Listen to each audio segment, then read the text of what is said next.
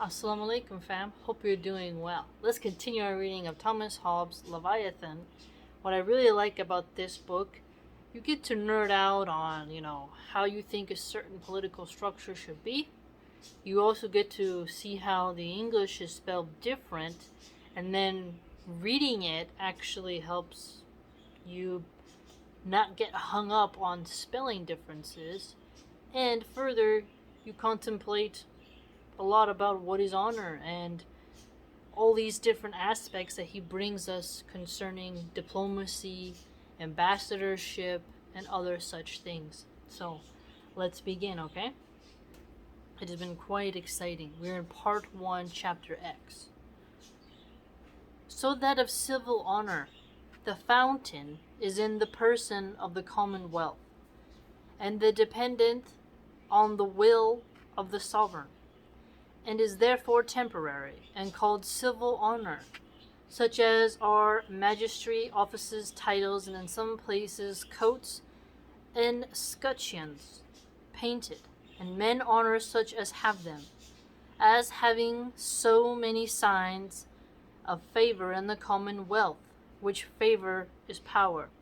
Okay, so here the civil honor stems from the sovereign, and the sovereign is the representation and the fountain within the commonwealth, and the will is dependent upon him.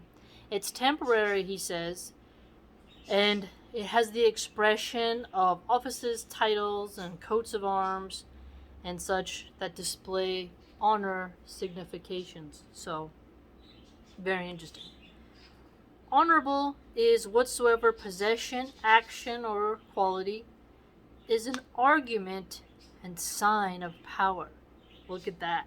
So honor is also a sign of power, right? There you go. And therefore, to be honored, loved, or feared of many is honorable, as arguments of power. To be honored of few or none, dishonorable. Okay, so here that's interesting. So if you're feared by many, you're honored. Isn't that interesting? It's not just about loves and roses, is it? Because it's like the honor hints to being obeyed and respected. If you fear, you may not respect the person as an individual, but you respect the position because you know that they can off your head, right? Or put you in, the cells for the gallows and such. Dominion and victory is honorable, because acquired by power and servitude for need or fear is dishonorable. Okay, so dominion. Now that is interesting. So to have the dominion is honorable, because to have that dominion it was required and acquired by power, which denotes servitude. This makes me kind of think of how we Muslims say, Allah is the master of all dominion. Everything in the dominion is under his control, right? So the highest honor is to Allah, Azza wa Jal, and here this is more of the earthly version, right? But dominion as in territorial and ability to enact orders. So this word dominion has a twofold effect. Good fortune is lasting, honorable as a sign of the favor of God. Ill fortune and losses, dishonorable. Riches are honorable, for their power. Poverty, dishonorable. Magnanimity, liberality, hope, courage, confidence are honorable, for they proceed from conscious of power. I mean, definitely say that magnanimity is a form of honor. Liberality being a form of honor because you're bestowing many honors among people with the gifts in which you give them, right? Hope. Now, this is interesting because hope being an aspect of honorable, because people have hope in you. If they have hope in you, it's like they're believing in you and your ability, right? Very quite interesting, right? But as he notes, it all stems back to power. Pusillanimity, parsimony, fear, diffidence are dishonorable. timely resolution or determination of what a man is to do is honorable. Timely resolution as honorable. Look at that. That's cool. As being the contempt of small difficulties and dangers, and irresolution dishonorable. So irresolution, now look at that, is dishonorable. Whereas timely resolution is honorable, irresolution is dishonorable. Wow. As a sign of too much valuing of little impotence and little advantages. For when a man has weighed things as long as the time permits and resolves not, the difference of weight is but little. And therefore, if he resolves not, he overvalues little things, which is pusillanimity. Now this is cool because think about it. This happens a lot with gridlock in Congress, where these idiot politicians will get mad at the details and then weaponize that against each other, and then you have this extreme imbalance. So you have pork barrels where it's just like they stuff everything into a bill to try to pass it and they don't even read it, and then you're like, what did you pass? But then you get also people who will play semantics forever and ever instead of just getting the job done. You got this issue, you got it some time period, come to an agreement, get it done, right? And sometimes they will weigh something as in like voter ID. They'll be like, okay, you need to have an ID to vote to prove you're a citizen of America. And then they'll be like, well, that's racist. And it's like, if you've got to have an ID to buy alcohol, you have to have an ID to vote, okay? So, come on now. It's very interesting how he mentions that. Very, very cool, right? Makes you wonder. All actions and speeches that proceed or seem to proceed from much experience, science, discretion, or wit are honorable. For all these are powers. So that's interesting. So speech and actions that proceed or seem to proceed from experience, science, and discretion, or wit are honorable. That's cool. So if a speech that has come from experience, that's honorable. If there's an action that comes from discretion and experience, that's honorable. Very cool. Actions or words that proceed from error, ignorance, or folly, dishonorable. Okay, so yeah, I can see that. So if a word stems from ignorance, that's definitely dishonorable. If an action stems from folly, dishonorable, right? Because folly is the opposite of discretion, and error and ignorance is the opposite of, wit and science. Very, very interesting.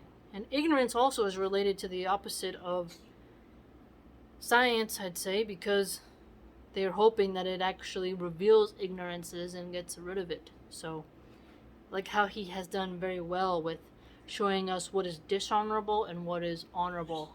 Very, very interesting. Gravity, as far forth as it seems to proceed from a mind employed on something else, is honorable, because employment is a sign of power. Employment is a sign of power. Well, that's interesting. But if it seems to proceed from a purpose to appear grave, it is dishonorable.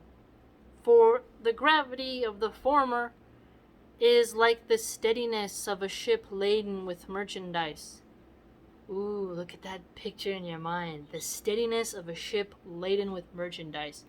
It's weighty in the water, right? If you've ever gone to San Francisco, you can see those cargo ships coming in. They're huge. They got all this product. And then you see a little tiny sailboat, ain't got much, it gets tossed over by the waves. Obviously, there's dimensions there. And a merchandise ship can still crash. But it's sort of like this abundant ship with all these products on it coming into port, moving through the water steadily, has a sort of effect if you ever watch it go through the water smooth. Very cool imagery he has for us here. But of the latter, like the steadiness of a ship blasted with sand and other trash. That would be weird. Where are they coming with that? To be conspicuous, that is to say, to be known for wealth, office, great action, or any imminent good is honorable. Okay, so to be known for your wealth, your office, and your actions, or anything that relates to the subject of good is honorable, as a sign of the power for which he is conspicuous. On the contrary, obscurity is dishonorable. Oh, interesting. Obscureness is dishonorable, whereas being eminent in goodness is honorable. Very peculiar. To be descended from conspicuous parents is honorable, because they the more easily attain the aids and friends of their ancestors. On the contrary, to be descended from obscure parentage is dishonorable. Oh, so look at that lineage coming in here. Now that's interesting. Actions preceding the equity, joined with loss, are honorable, as signs of magnanimity, for magnanimity is a sign of power. On the contrary, craft, shifting, neglect of equity is dishonorable. This is cool. So craft, not as in crafting like a blacksmith, or making, some type of, you're a cobbler for shoes, but craftiness is sort of like this sly, sneaky, conniving type of energy we have going on here, this is showing. To be crafty and shifting is definitely not the same as magnanimity. So if you're being crafty, shifty, and you're neglecting equity, you're acting in a dishonorable manner. You follow? Covetousness of great riches and ambition of great honors are honorable. Now this is interesting. Covetousness of great riches. I would say that would be dishonorable. I would disagree with him on that. But let's see what he says. As signs of power to obtain them. Covetousness and ambition of little gains or preferments is dishonorable. So coveting little gains is dishonorable, but if you're coveting great things is honorable. Okay, so notice the dimensions here of what you're coveting decides the factor he contends of whether if it's dishonorable or honorable. So a small gain, not really, you're being shifty, you're trying to have ambition towards this little tiny aim that's like a small drop in the bucket, seem as sort of petty, not really worth it. Whereas if you're like, I'm going to conquer like Alexander, it's like loftiness. Okay, you're gonna do it, instead of I'm going to take over a gas station. You see? So it seems like the dimensions here of what you covet will then determine how your ambitions will be perceived, right? Very nerdy, very nerdy. What do you think? I like that steadiness of a ship laden with merchandise example. Very interesting. So magnanimity, liberality, hope, courage, confidence are honorable. What do you think, man?